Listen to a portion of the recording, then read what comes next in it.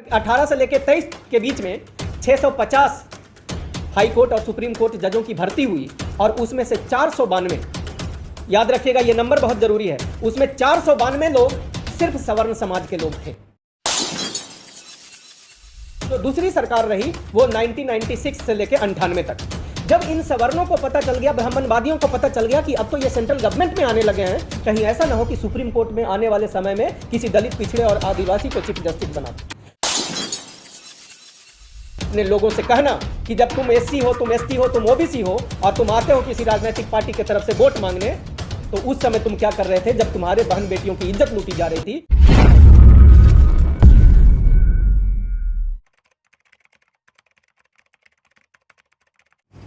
नमस्कार। आज मैं जिस विषय पे चर्चा करने जा रहा हूं आपसे, वह विषय बहुत महत्वपूर्ण है और वह है जुडिशियरी में रिजर्वेशन।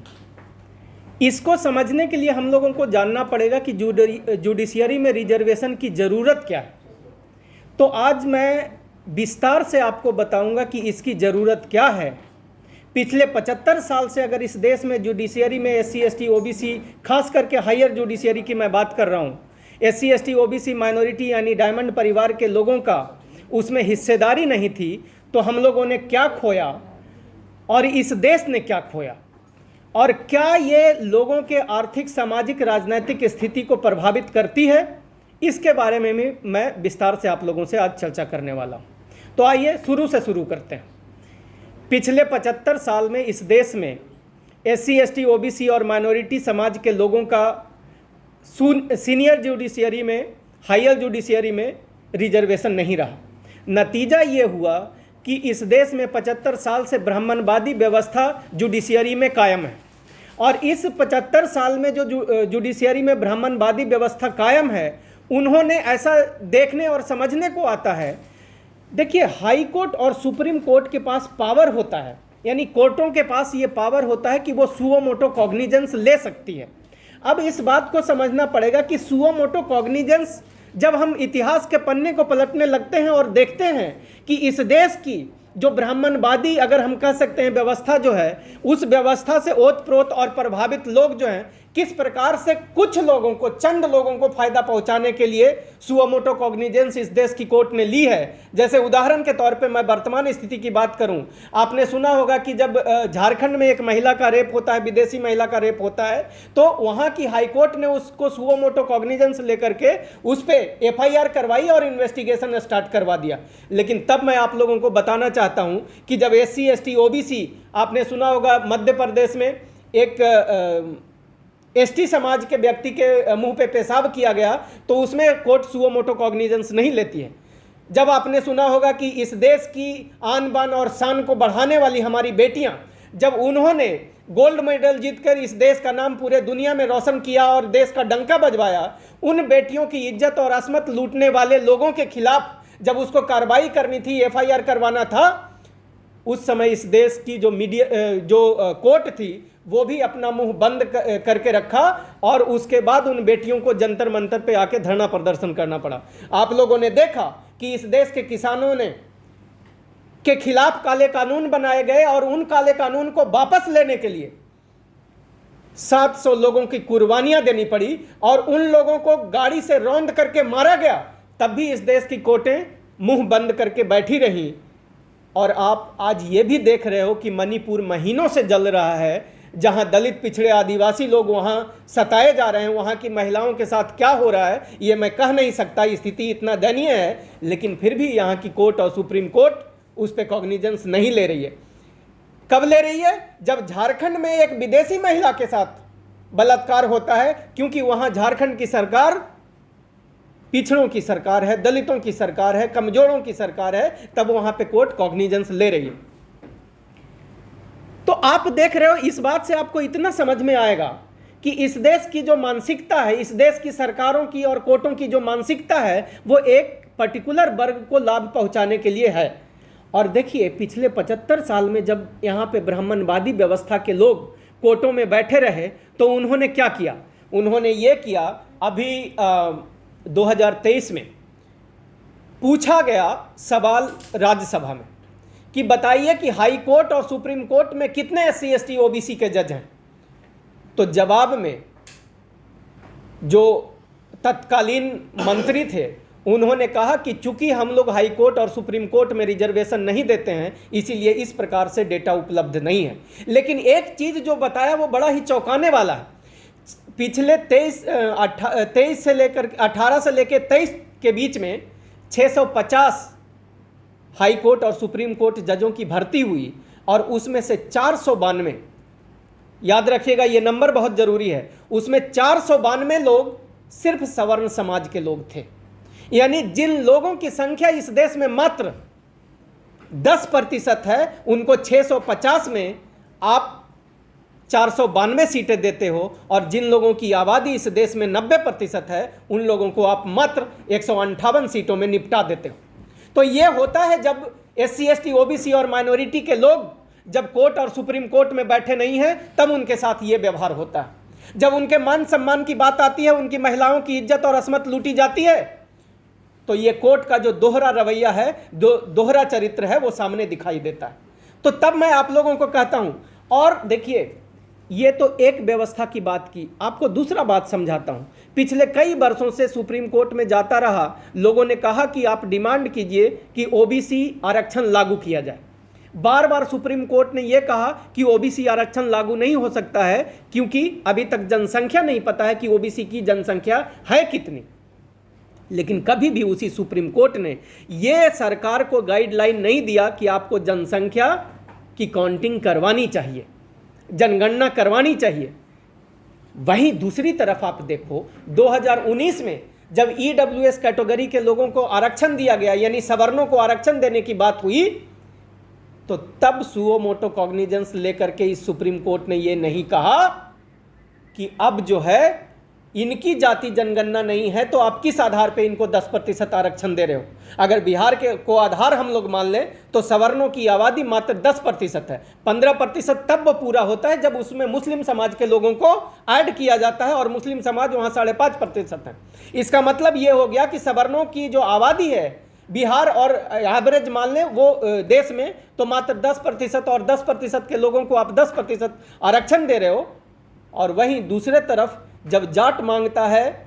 आरक्षण, तब कोर्ट कहती है ये गंदे लोग हैं, सरकार कहती है ये गंदे लोग हैं, ये उग्रवादी किस्म के लोग हैं जो गलत काम करते हैं। जब पटेल मांगते हैं आरक्षण गुजरात में, तब उनको कहा जाता है ये गलत लोग हैं। जब मराठा मांगते हैं महाराष्ट्र में, तब उनको गलत लोग बताया जाता है, और उनके खिलाफ पुलिसिया कार्रवाई करके हजारों और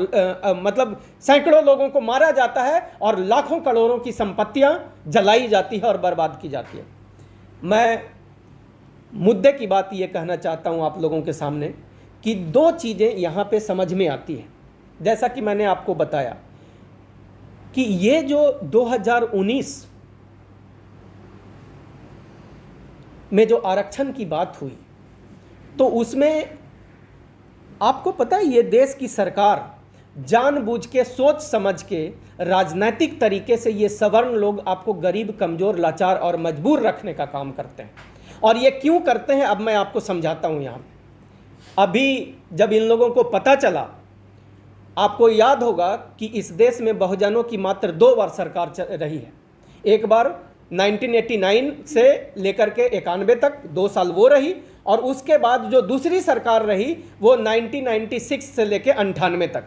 जब इन सवर्णों को पता चल गया, ब्राह्मणवादियों को पता चल गया कि अब तो ये सेंट्रल गवर्नमेंट में आने लगे हैं, कहीं ऐसा ना हो कि सुप्रीम कोर्ट में आने वाले समय में किसी दलित, पिछड़े और आदिवासी को चीफ जस्टिस बना दो,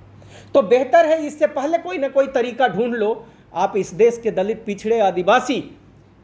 अपने दाल रोटी में व्यस्त थे और सवर्ण अपनी व्यवस्था बनाने में व्यस्त था। जब 93 में इन्होंने क्या किया, आपको पता है, बार और बेंच दोनों जगह पे इनका जो है रोल और इनका प्रभुत्व ज़्यादा है। तो ये करते क्या हैं कि बेंच के माध्यम से कोई एक एप्लीकेशन आगे फॉरवर्ड करवा दिया, पिटीशन फॉरवर्ड करवा दिया, और 1993 में कॉलेजियम सिस्टम लाया गया। और वो कैसे लाया गया, article 123 of constitution, Indian constitution में उसमें लिखा हुआ है कि सुप्रीम कोर्ट में जजों की जो नियुक्ति होगी उसमें सरकार से कंसल्ट करना पड़ेगा, उनसे कंसल्टेशन लेना पड़ेगा। लेकिन आर्टिकल 124 को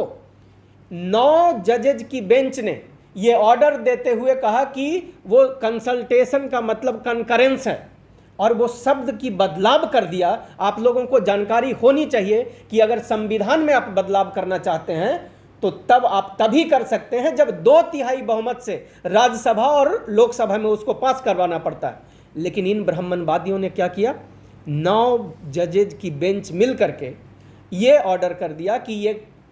कंकरेंस शब्द है, ये कंसल्टेशन नहीं है। इसका मतलब ये हो गया कि अब सरकार से इसका कोई लेना देना नहीं है, और 3 सीनियर मोस्ट जजेज जो हैं वो तय कर लेंगे कि अब सुप्रीम कोर्ट का चीफ जस्टिस कौन बनेगा। यहां ही नहीं, जब पंडित वाजपेयी की सरकार आई तो उसी व्यवस्था को और मजबूत करने के लिए, ताकि सरकार की सुप्रीम कोर्ट के जजों की नियुक्ति में रोल खत्म हो जाए, पंडित वाजपेयी ने एक और चाल चला और उसने कहा कि नहीं, 3 जजेज जो हैं वो कम हो जाएंगे, 5 जजेज कम से कम होना चाहिए। इनको पता है कि शब्दों का खेल कैसे खेला जाता है,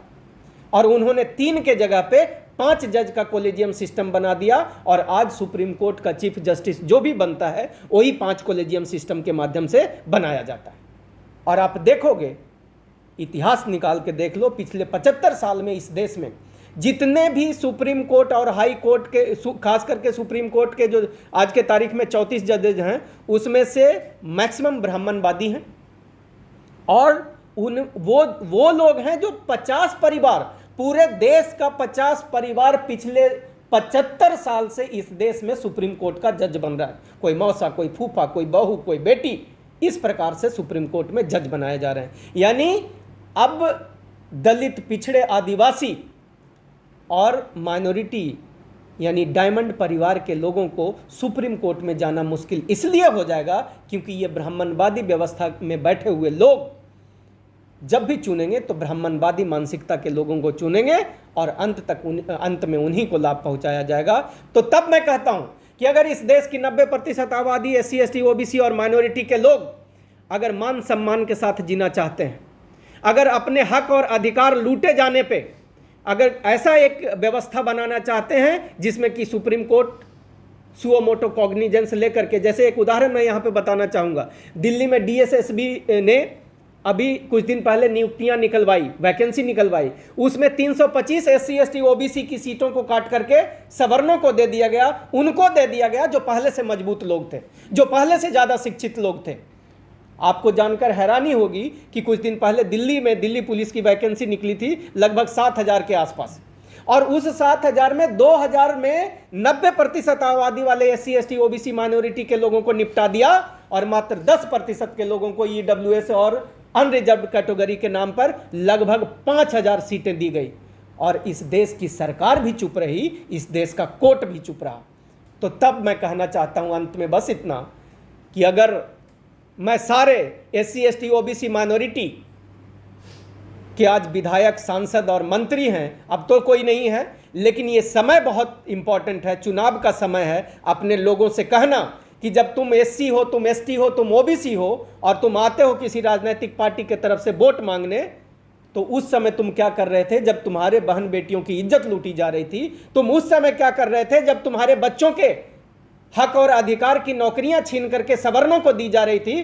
तब फिर तुम क्या कर रहे थे? आगे से तुमको तभी हम अपना वोट देंगे जब तुम हाई कोर्ट और सुप्रीम कोर्ट में यानी हायर जुडिशियरी में SC, ST, OBC का आरक्षण की मांग करोगे, और जब जब SC, ST, OBC माइनॉरिटी के अधिकार हक छीने जाएं या उनके मान सम्मान पे आघात हो, तो वैसा कोर्ट तैयार करना जो उस पर सुओ मोटो कॉग्निजेंस ले। तो आपके माध्यम से मैं पूरे देश की जनता को एक बात और कहना चाहता हूं, जो मेरे जैसे साथी हैं जिनके पास कुछ नहीं है, अगर आपके पास मोबाइल फ़ोन हो तो अपने मोबाइल फ़ोन के माध्यम से जैसे मैं आज बोल रहा हूं आप भी बोलो, और जिस भी मंच से, चाहे फेसबुक हो, ट्विटर हो, इंस्टाग्राम हो, या और जो भी संसाधन और साधन आपके पास है, आप उस पर वीडियो बनाओ इन मुद्दों पे, ताकि हमारा समाज जागे। और जिस दिन समाज जाग गया उस दिन से